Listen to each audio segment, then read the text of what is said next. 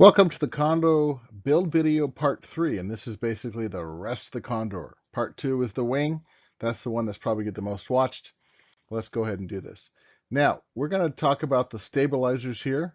This is the vertical stabilizer. This piece over here is the horizontal.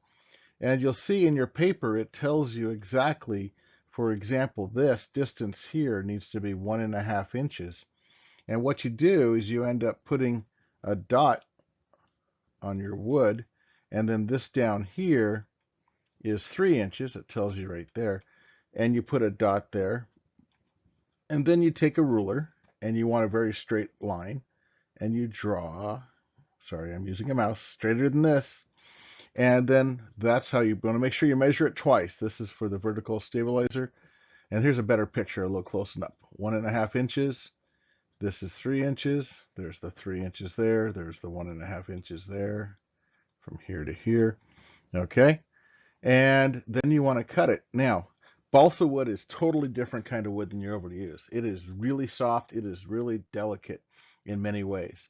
And so notice I clamped this onto a piece of wood, okay, and I tried the miter saw and it just ripped it up to shreds. So I went to the coping saw, which has a finer blade and some teeth. And actually just 3 or 4 passes and it'll cut right through that. Don't worry about it if you cut the wood underneath a little bit. Who cares? It's scrap wood. Okay, and this actually right here is the horizontal stabilizer. You'll see there's one line there, and there's a line here. There's 2 different lines. You want to cut both of those. Now, when you go ahead and probably want to wear an apron and a mask, you'll see I'm covered again. And also you'll see that there's this stuff that's left over. Very, very gently with the sandpaper, 3 or 4 passes should get rid of these. If we were working in metal, they're called boogers. That's an actual term. But these are just little leftover flakes of what you have on the wood, and we want to smooth those out a little bit. You don't need to sand the whole thing, just that part. You can see there I am sanding it. Again, be gentle when you sand it so that you don't end up breaking it. Now, this is the most confusing part of the putting these rubber bands on, of the instructions that came with it in this book here. It didn't make sense. I think my daughter figured it out. And really, what it is they're asking you to put the 2 rubber bands right there and right there. And what we're going to do is we're going to put the wing on. I'll show you next. And you want to have that wing perfectly on both sides have the same distance. You'll have your, if you put the tape where that line was on both sides, you'd have it centered. And then you're going to grab this rubber band here, pull it underneath. I'll show you.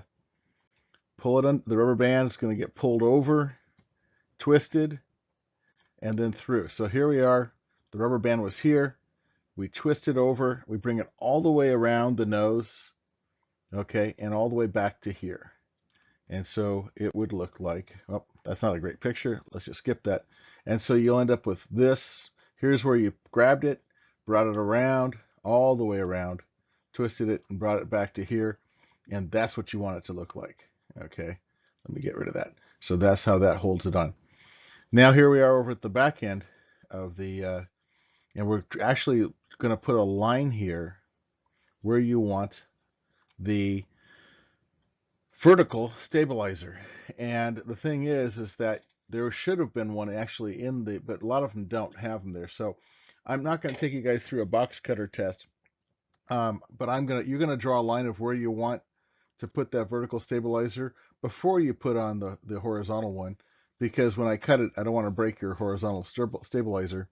Okay, and this is the way not to do it. This is, I started to do it this way. I go, wow, this is really dumb. I'm doing it exactly the way I don't want it. So don't do it that way. Don't cut towards your hands like that. I decided, again, I'm just going to use the box cutter. I'll cut it after you've measured it and marked what you want cut. Okay, so don't use the the coping saw like that. Okay, so once we have this on, again, we took that, we pulled it over, okay, and then this should actually be brought up over here a little bit. But the horizontal stabilizer, you'll actually put like 2 drops of hot glue and then stick it on there. And the reason being you only want a couple is if it hits the ground and it flies off, that's okay. You don't want it to hit the ground and get broken. And so you're putting a couple pieces into, just a couple small drops in to kind of tack it in there so that it'll stay during the launch and the flight. So here we have the wing on. Here we have the horizontal stabilizer on. Here we have the vertical stabilizer. Just a little bit left to do. And there we go. So now what we're going to do is we're going to make sure that the center of mass, COM, is where the apex of the wing is. That's the highest part of the wing. That's 1 inch in from here to there is where that line that you had drawn on the wing, that's the apex. And so it should balance there. And you'll see I actually have some wood balance devices that I'll show you in class. Okay. Now, to get it to balance, because it's not going to be balanced, you're going to have to add some screws, and it almost makes it look like Frankenplane. Igor, fetch me a plane, kind of thing. And so what's nice, though, is that once you have it on this a balance thing that we'll have here, okay?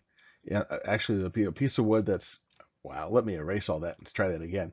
There will be a small piece of wood that's underneath the plane like this, if you're looking through the plane, and that's where you want to bounce around the apex here. And you can screw the screws in and out until it balances. And that's how you get it to be totally balanced. Again, here's the apex of the wing, this highest part of the wing. And this was 1 inch in from the end here. Okay, and this over here, let me grab a different color. This over here was 2 inches. So this is where you put that line all the way across the wing. Now, when we go out to launch it, you may have to sand this part to fit the track. Some of these are a little wider. You want to make sure that it can easily move back and forth in this track here. Let me add a different color here. Don't mess with this part because right there is a very, very sharp pin. And what that pin is for piercing the CO2 cartridge when we launch with the CO2 cartridges. But to test your plane, you're going to use this surgical tubing. You're going to put your plane in there, grab the surgical tubing around the side, and you're going to pull it back like a slingshot, and you're going to shoot it. Now, you can destroy your plane testing it. You should roll this whole shooting thing over to the grass. Don't fly it into the wall. That would be like a target that, boom, your plane falls into pieces, okay? Then you have to hot glue it all together and hope it flies. I have shot this plane actually some students shot the plane 100 feet. I think that's the longest we've had so far. And so again, go back and sand down this part here so it fits in the track. Okay, and you can test that a few times. Again, that's pretty much it. If you have questions, please ask. Rewatch the videos of what you need to watch, and just have fun doing this.